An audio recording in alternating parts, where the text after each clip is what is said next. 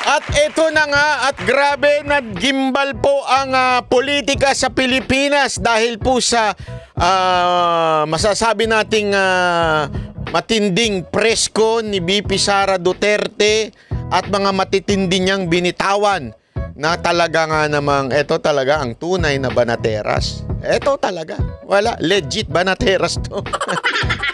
Ang lupit eh, talagang ito sa sobrang lupit. Yung mga sa kasalukuyang humahalik ng tumbong ni Tambi ay tumigil para ipagtanggol siya. Ika nga biglang tumigil at sabi, sandali, hindi pwede yan. Ipagtatanggol namin yan. Yeah? Habang sila'y dumidila ng puwit ni Tambi, pambira, napatigil po sila at nag-react sila. Ganun katindi po ang nangyari sa press con ni VP Sara Duterte. Kaya nga exciting po kasi sabi niya next week, ibig sabihin this week yun, meron siyang bibitawang mga salita patungkol ho dito kay Romualdez. Nako, hindi natin alam kung ano yan, pero definitely mawiwindang ang taong bayan na naman ho nito. Mawiwindang na naman ang Pilipinas ho nito, di ba? At ano nasagot nila? Wala yan kasi ano lang yun. Wala yan. Hindi ako, at ito nga, nagtataka nga ako mga kababayan eh. Mantakin mo, ang tinira ni VP Sara Duterte, walang iba kung hindi si Amy at saka si Marcos, si BBM. Pero noon, sino unang nag-react? Sino unang mga ganun-ganun? Oh, di ba? Yung hindi naman kasali. Kasi siyempre nga naman, pag ikaw nga naman nakasalalay ang iyong pangangampanya, ang iyong campaign funds, nakasalalay dyan, talagang gagawin mo ang lahat para ipagtanggol ang amo mo. Campaign funds ang kapalit niyan eh. Pag hindi namin pinagtanggol, wala kaming campaign funds. O, di ba? Pakinggan mo natin ito pasok. Pumalag kay Vice President Sara Duterte ang anak ni Senator Amy Marcos matapos pagbanta ng bise ang senadora na huhukay ng labi ng kanilang ama at itatapon sa West Philippine Sea. Giit naman ang kampo ng mga Duterte, huwag gawing literal at bigyan ng mali siya ang mga pahayag ni VP Sara. Nasa frontline ng balitang yan, si Marian Enriquez. Hukayin ko yung tatay ninyo. Itatapon ko siya sa West Philippine Sea. Ang mga salitang yan na binitiwan ni Vice President. Alam mo, though one can deliver this kind of statement with sarcasm, with this kind of statement na cool at maganda pa rin, kung hindi si VP Sara Duterte lang. Pasabi mo sa iba yan, magmumukha na silang bruha. Pasabi mo sa iba yan, magmumukha na silang engkanto. Si VP Sara Duterte yung papahukay ko. Yan. Saka nakakitang ganyang kachilaks. Tapos sasabihin nila, kesyo daw nagme-meltdown. Hindi, yan ang sinasabi ng mga congressman. Ganyan ba mag-meltdown ng mga asawa nyo? Yung mga kabit nyo, ganyan mag-meltdown? Hindi. Pag nag-tantrums yung mga kabit nyo, I found! Pagkatapos kong lunukin!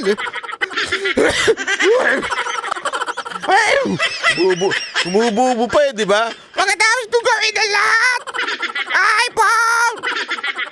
Kalalabas lang ng iPhone 16 sigurado ako yung mga kabit ng mga congressman natin. Ganun mag-meltdown, ganun mag-tantrums. Si VP Sara, ganun ba? Ang chillax-chillax eh. Sinabi ko kay Amy, hukayin ko yung tatay ninyo. Sara Duterte sa press con niya noong Biyernes, posible raw maging dahilan para kasuhan ang bise. Binantaan daw noon ni VP Sara si Senator Amy Marcos na huhukayin. Grabe no, kakasuhan siya. Sino nagsabi? DOJ. Nagreklamo na ba yung pamilya Marcos? Hindi. Una-una, nagreklamo na ba yung mismong sinabihan niya na si Senator Amy? Unless inutusan kayo ni Senator Amy, uy, kasuhan niyo yan. Inaano yung tatay ko, napatay na. Hindi. ang unang nag-react ay ang DOJ even without the consent of Senator Amy. Alam mo yun, hindi man lang pa nagre-react si Senator Amy, nag-react na kagad. Huwag naman masyadong sip-sip. Halata eh. Hindi maganda yung masyadong sip-sip. Ang pangit tignan, masyadong sip-sip, masyadong pangit. Ang labi ni dating Pangulong Ferdinand Marcos Sr. kung hindi ititigil ng mga Marcos ang pag-atake sa kanya. Matatanda ang noong panahon ng kanyang amang si dating Pangulong Rodrigo Duterte nang tuluyan ng mahimlay sa libingan ng mga bayani si Marcos Sr. Ayon kay Justice Secretary Boying Remulla, pinag-aaralan nila ang legal na aspeto lalo't hindi aniya magandang pakinggan ang ganitong mga banta mula sa bibig ng pangalawang pinakamataas na opisyal ng bansa. Pero it desecrates the memory of a person, desecrates the peaceful state that he must be in, and there are many other moral principles that are being violated. Take note moral principle that being violated. It's not legal principle. Moral. I mean, as far as I remember, Department of Justice yan. Hindi yan Department of Morality. O kaya Department of, di ba, mga Department of Religion so that you can tackle morality. And we're looking at the legal aspects also. Yan ang pwede nyong gawin. Look at the legal, wag tayo sa moral. Kasi, in terms of moral, I don't think you have the moral, masasabing moral authority in para punahin po ang morality ng ating vice presidente. Hindi na ho nyo tungkulin yun, sir. Mawalang galang na. Hindi nyo po tungkulin yun. Tungkulin na po yun ng kung sino man ang nagpapayo sa moral ho ni BP Sara Duterte. Wag na ho nating pakialaman yun. We're conducting a study. Base sa Revised Penal Code Article 353, itinuturing na crime of libel ang pambabastos sa yumao. Pero Belton Wala naman sinabi pambabastos. Ang sinabi dito, malicious imputation of a crime or vice or defect, real or imaginary, or any act, omission, condition, status, or circumstance tending to cause the dishonor, o yun, pambabastos, discredit, or contempt of a natural or juridical person, or blacken the memory of one who is dead. Pagka ganyan po, mga kababayan, sinasabi nilang pambabastos, dapat po ang nagkakaso niyan, yung kamag-anak. Siyempre, di naman po pwede yung patay na ang magkakaso. Definitely yung kamag-anak niya magkakaso. Di ba? Kaya lang, parang mas nauuna pa agad-agad yung ating DOJ kesa sa kamag-anak ang magkaso. Magsabi na, ay, di maganda yung sinabi mo, 3, itinuturing na crime of libel ang pambabastos sa yumao. Pero belta ni Attorney Salvador Panelo na kaalyado ng mga Duterte, hindi dapat gawing literal ang mga pahayag ng bise. Huwag daw itong bigyan ng mali siya. Ano bang violation? Ang violation, kung ginawa mo, nakalkalin mo ng walang reason, kung walang paintulot ang hukuman. Kasi kailangan, kung meron kang gagawin dyan sa remains, you have to ask permission from the authorities. Pumalag naman kay VP Sara ang anak ni Senator Amy Marcos na si Ilocos Norte Governor Matthew Manotoc. Sa isang pahayag, nagulat daw si Governor Manotoc dahil idinawit ng bise ang kanyang ina na loyal friend at supporter daw. Sir, mag-concentrate ka na lang dyan sa Ilocos Norte. Huwag ka na makialam sa national. Hindi, ako nagsasuggest lang. Hindi, kasi importante na mag-concentrate ka na lang sa Ilocos Norte. Kasi sa totoo lang, kung hindi naman siguro yung dati mong nanay ang gobernador dyan, baka hindi ka manalo. O kung hindi nga apelido mo, Monotok di ba? Kasi siyempre, alam ng mga kababayan natin dyan na ikaw ay anak, di ba? So, wag ka na lang makialam. Medyo hilaw pa. VP Sara sa maraming taon. Dagdag pa ni Manotok, nalulungkot siya na tila pinipersonal aniya ni VP Sara ang mga nangyayaring na ika nga ng marami ay politika lamang. Wala pa ring pahayag si Senator Ayan. Yan ang dapat magbigay ng pahayag. Yung nanay mo, wag ikaw.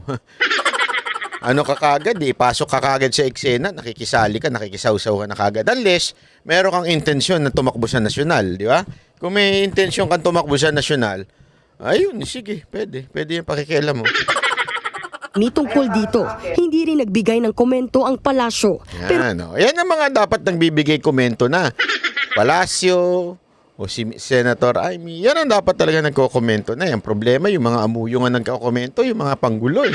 para sa isang political analyst, dapat nang magsalita si Pangulong Marcos sa umano'y pambab... Ito naman yung isang political analyst natin na pinklawan to the blood. Dilawan, yung kanyang buto, yung kanyang dugo, pinklawan. Ito, pakinggan nyo. At talagang ina-adjit niya si Marcos para mag-away yung dalawa, para makapasok yung kanyang iniidolot sinasambang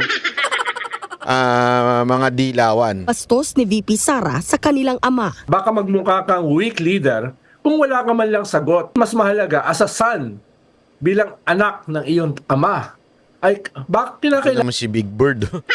Big Bird! Huwag ka nang ano. Tapos na panahon nyo eh. Ano ito ni ng mga Aquino eh. Tapos na panahon nyo. Na-shoot na kayo sa Inodoro. Sinusubukan nyo pang isurvive yung mga dilawan eh. Sinusubukan nyo pang buhayin eh. Hindi kasi alam mo, ito problema dito sa mga dilawan na ito, sa mga pinklawan na ito. Feeling nila, pag napag-away nila ang Marcos at Duterte, makaka-score pa sila, makakabalik pa sila sa authority, makakabalik pa sila sa gobyerno. Alam mo, sir, nabigyan na kayo ng 6 na taon. Ha? At doon sa 6 na taon na yon, pangit ng ginawa ninyo. Yung administrasyon ng mga dilaw, hindi maganda. Actually, hindi nga lang 6 na taon eh. 12 years. Kung pagsasamahin nyo yung kay Cory at saka kay Pinoy, 12 years naghari ang mga dilawan. Kung isasama pa natin yung kay Ramos na inanoint ni Cory, na para sumunod sa kanya, nanalo rin naman. Umabot na kayo ng 18 years. Anong nangyari sa Pilipinas? Wala. May pagbabago ba kayo nakita? Wala. 'Di ba? May tulay na wala namang tulay. I mean, wala namang sa ilog para magkaroon ng tulay. Yung mga proyektong tulad ng CR na walang harang, mga ganun. Yun lang ang legacy ng mga dilaw eh. 'Di ba? Ang legacy ng dilaw mga alam naman natin yung mga SAP 44, yung mga ganyan, Luisita Massacre, yung mga yan ang yan ang legasiya ng mga dilaw, yung pagbebenta ng droga, sa bagay, pareho rin naman ng legasiya ngayon. Pagbebenta ng droga na alam naman nila, hindi nila hinuhuli. Binibenta na sa tindahan, nag-aabutan sa parlor, nag-aabutan sa barbershop, nag-aabutan sa tindahan. Wala naman kayong ginawa, di ba? Ibig sabihin, Lamas, yung amo mo, wala naman nagawang maganda. Ang gobyernong dilaw, ang gobyernong pinklawan, walang magandang nagawa sa bayan. Kaya nga kayo, kaya nga nanalong isang Rodrigo Roa Duterte na isang mayor laang ng Davao, nanalo, it's because of a revenge, sabi nga nila, revenge vote. Bakit? Parang parang naapi ng walang empathy na presidente nung panahon ng mga dilaw. Walang ganun. Kaya nga ang mga Pilipino noon, ginusto isang Rodrigo Roa Duterte dahil sa kamay na bakal. Dahil yung kamay ng amo ninyo walang kwenta. Totoo naman, walang nagawang maayos sa bayan. Di ba? At talagang talamak ang korupsyon, kaliwat kanan, talamak ang alam mo yun, ang krimen, 'di ba? At higit sa lahat, talamak ang mga terorista, yung mga NPA, mga komunista. Diyan nagsimula yan sa mga dilaw eh. Wala kayong nagawang maayos. Kaya wala kang karapatang magdadaldal dyan. Ang hilig nyo ni Heydarian magdaldal, akala mo naman may naniniwala sa inyo. Yung parang pinipilit-pilit pa nila ngayon na wala na, nag-aaway na yung Marcos at saka Duterte. Kaya panahon na naming mga pinklawan. Alam mo, tanga lang ang mga tanso. Pero hindi pa naman siguro sila sira ang ulo talaga. Hindi, totoo lang ha. Feeling ko kasi yung mga tanso, tanga lang. At saka, kung hindi man tanga, patay gutom lang. Kailangan lang nila ng pera, kaya sila, alam mo na, sumusunod-sunod dito sa kanilang amo. Alam naman natin yung mga vlogger na pa ganun-ganon kasi mukhang mga pera. Gusto magdala-dalang bag. So, yun talagang siste, di ba? Kaya naman sila, tanga lang, ika nga. Pero hindi naman po sila siguro siraulo to the point na babalik pa sila sa inyo. Ewan ko. Correct me if I'm wrong, mga banateros, ha? Pero I don't think yan po ang mangyayari kung sakasakali at makakapwesto. Kasi itinain na ng 2 beses. Actually, hindi lang 2 beses. Nakailang beses na, tama.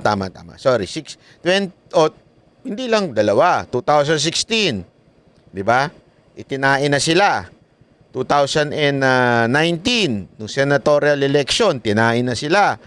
2022, itinain na uli sila. Nilagay sila, sinute sila sa inodoro. Ibig sabihin, ikaw, sawa na sila sa pagmumuka nyo? Ha?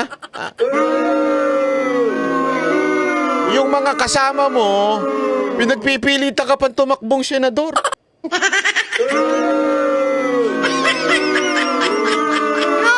Binibiro-biro ka pa na tumakbo kang senador. Ang kapal din ang mukha ng mga... Pero sana tumakbo ka nang malaman mo walang boboto sa'yo.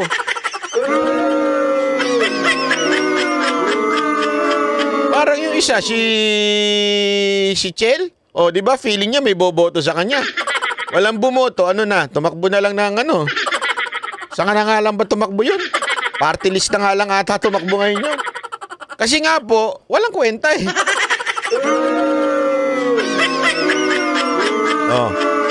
Tapos, nangyari? Kayong tatlo, nila Heydarian, nila Mark.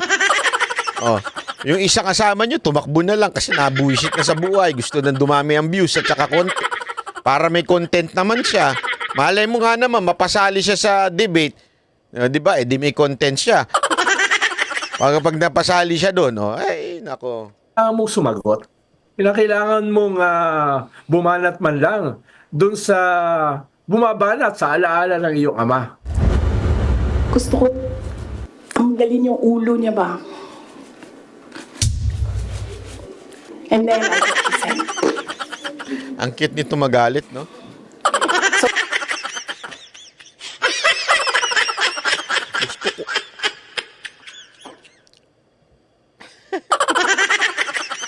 Ang cute-cute ni Madam magalit.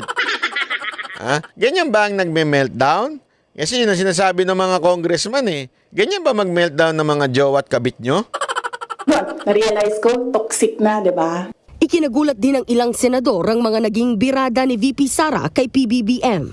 Akala ko, sabi ko, AI ba ito? Hindi naman, totoo pala. So it's really unusual yung mga sinabi po ni Vice President Sara Duterte. And alam nyo, asahan nyo na. Asahan nyo ng tagapagtanggol to ni Marcos ngayon. Nakakahiya kung siguro buhay pa yung ama nito. Nakakahiya. Kasi yan eh. Talaga nga namang dating human rights activist ang mga pamilya nito, mga Pimentel na to. Di ba? Tapos ngayon, kasi naman, inappoint yung asawa eh. Paano nga naman siyang bibira sa administrasyon? Inappoint yung asawa niya, di ba? Kaya utang-utang na loob lang yan. to me, it's strange na in the first place na naisip niya yun, tapos verbalize lang niya. Para naman kay Senator Cynthia Villar, galit ang ugat ng mga patutsada ng bise. Siyempre galit kung ano-ano na iisip kasi galit. Kasi I think masyado namang pin-prosecute kaya nagagalit. Gets ninyo? Buti pa si Madam, naintindihan. Nanay na nanay ang dating ni Madam Cynthia, di ba? Na parang sinasabi niya, kasi naman masyado nyo naman talagang idinidiin, ipinorsecute nyo ng todo, inusig nyo ng todo, natural naman na magagalit din yung ali. Yun ang sinasabi ni Madam di ba? Buti pa ito, naintindihan kung saan nanggagaling si Vice Presidente.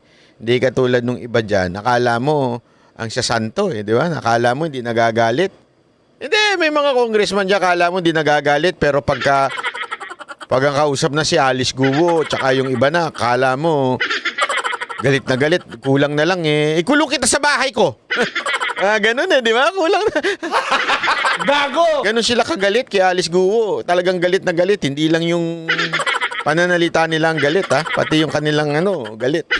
So, siguro yun ang reason doon. But sana magbati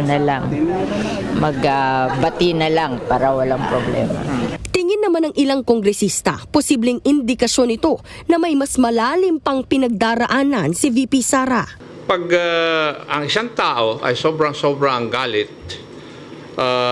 nawawala siya sa sense of decency. Ikaw ba yun? Ikaw yung laging galit sa kamera Hindi totoo naman, di ba? Ito yung laging galit sa kamera na akala mo porket dating pulis, alam niya na lahat. Totoo. Ito yung yung asal na akala mo. Dati akong pulis kaya alam ko na lahat dito pag mali pag di ko gusto yung marinig ko sa'yo, galit ako. Wow! Ganun yan di ba? Siya yung dinidescribe niya dito, hindi si BP. Yung how you manage yung hate sa yung katawan at saka yung nasasaktan ka, it's also a test of your character. Ay, nako. So, ganun pala yun. Pag galit na galit ka doon sa mga hindi sumasagot ng gusto mong sagot, nagagalit ka at kulang na lang, magwarla-warla ka dyan. Diba? Sa gitna nito, kumakalat ngayon online ang mga video ni VP Sara na sumasayaw. Naka-all black, naka-makeup at naka-koronang butterfly pa ang pangalawang pangulo kasama ang iba pang babae.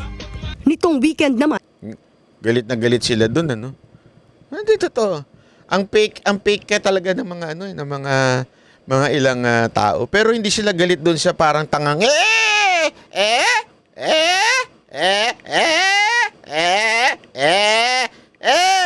hindi sila galit doon. Sino mas mukhang tanga doon? Hindi totoo. Sino mas mukhang tanga? At least si BP, cute-cute pa yung sayaw niya. At saka, as if di nyo naman ginagawa yan, pagkakampanya, sumasayaw-sayaw din kayo. Tapos sasabihin nyo, hindi, pag si BP Sara Duterte, hindi dapat. Pero pagka ibang mga politiko nang gumawa, okay lang.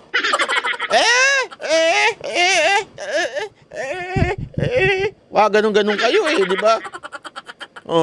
Yung isa, yung pa, may commercial pa, lahat sila gumaganon, parang tanga lang di ba? May mga ganun parang mga tangang galaw ng ganun. Yun ang dapat tingnan talaga at patingin kung may tama o wala. spotted si VP Sara sa Baclaran sa Parañaque. Bumili siya ng mga street food habang bantay sarado ng mga pulis. Grabe, no? Kailangan pa talagang banggitin nyo ng News 5, ano? Bumibili siya ng na at bantay sarado ng mga... Pag kayo ba nagbabalita ng ganyan, sinasabi nyo pa ba yan sa Pangulo? Ang Pangulo ay nag-iikot sa isang flood control project niya at siya po ay bantay sarado ng mga pulis. Ginaganon nyo pa ba? Hindi, ako nagtataka lang ako sa pangsalsal ng News 5.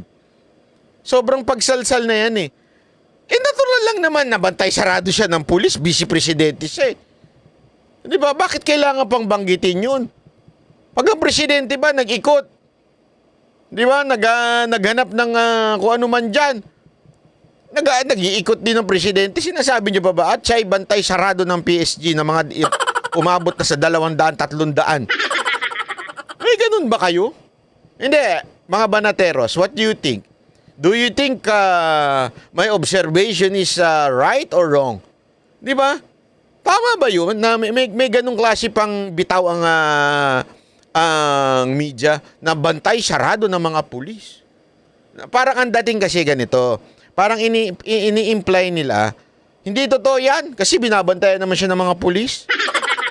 Hindi totoo yan, pamimili niya na yan kasi binabantayan naman siya ng pulis. Diba?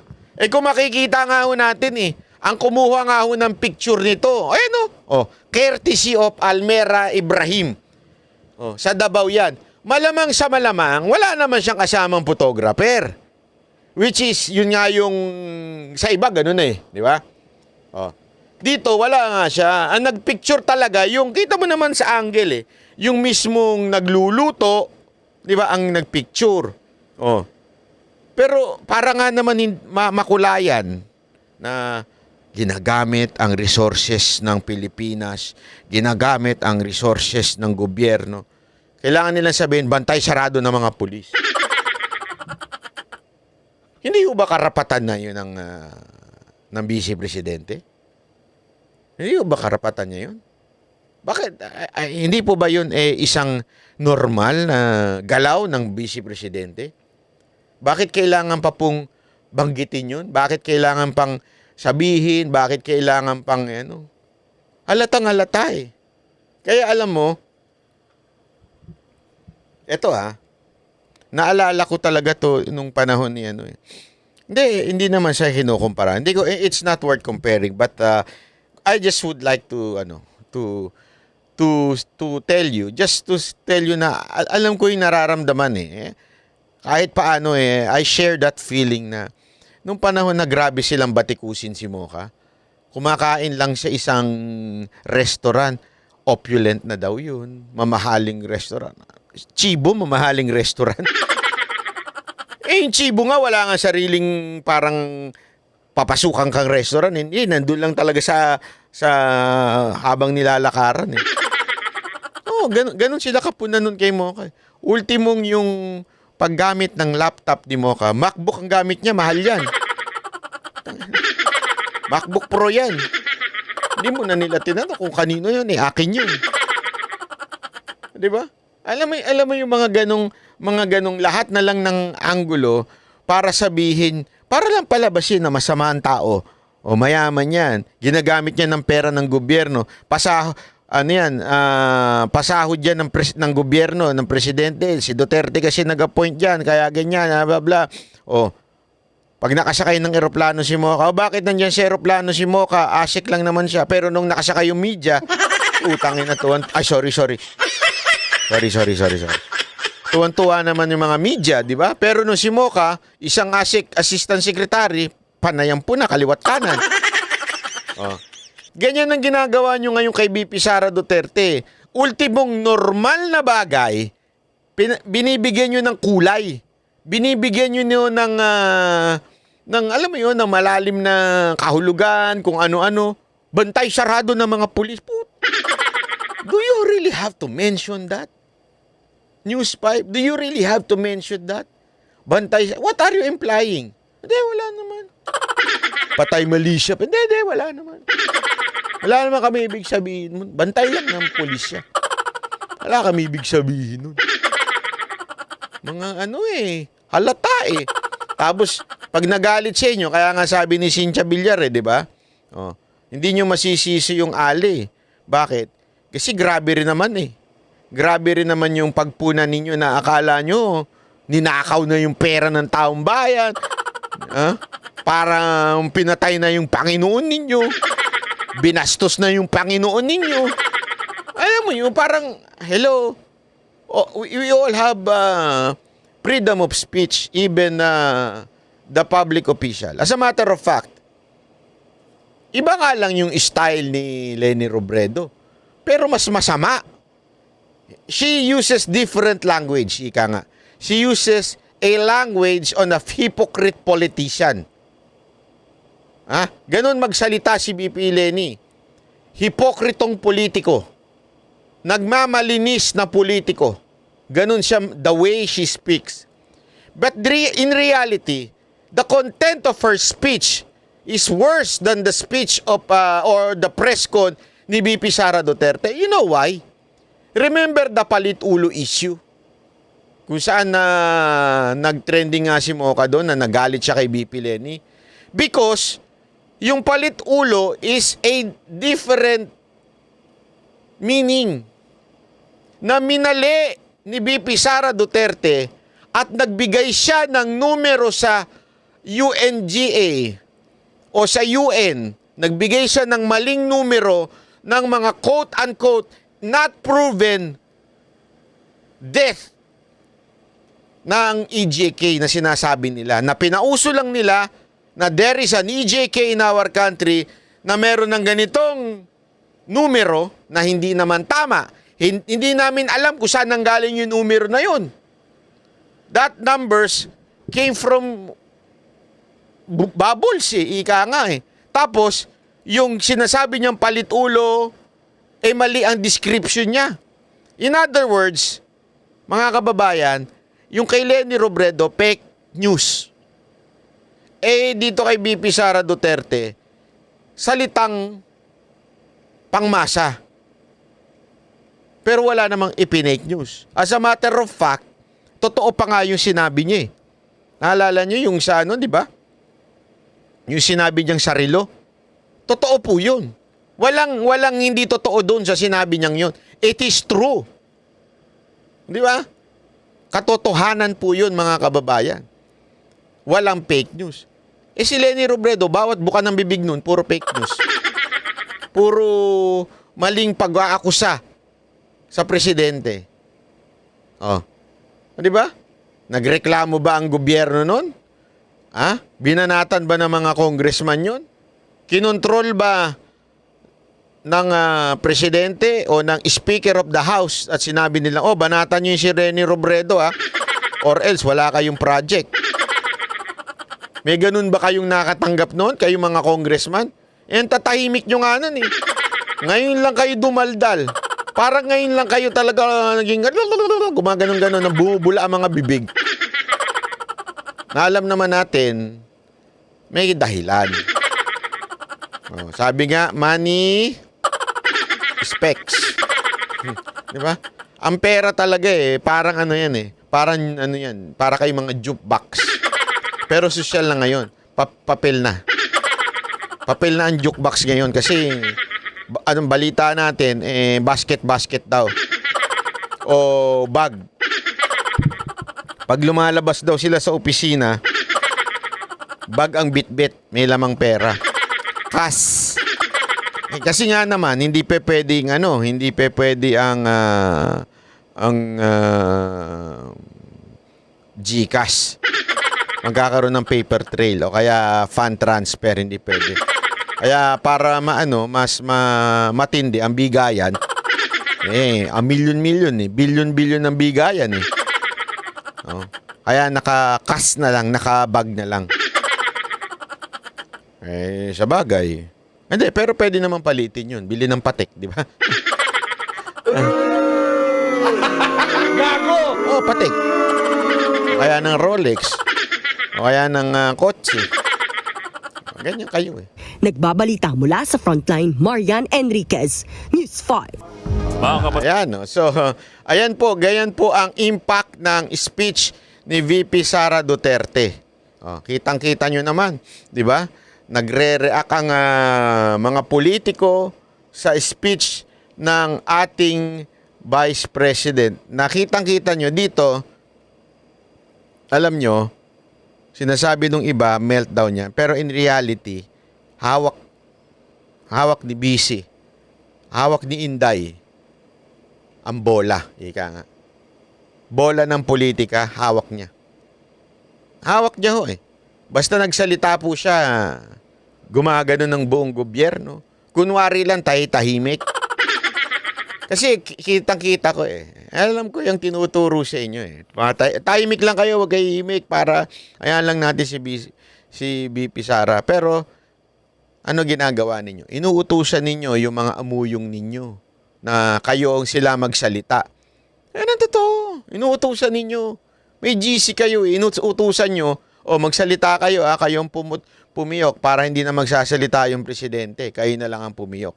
Kayo na lang ang magsasalita, magtanggol. Di ba? Alam ko yan Nandyan ako sa GC nyo. Nandun pala si Banat pa Ibang halan numero ko dun Oh, inuutusan kayo eh. Oh, di ba? Kaya ayan ang hirap sa atin eh. Oh. Anyway, ayan muna. Subaybayan pa natin ang iba pang presko ni VP Sara Duterte. Ako po si Banat Bay. Maraming salamat po. Yan ang Banateros, boses ng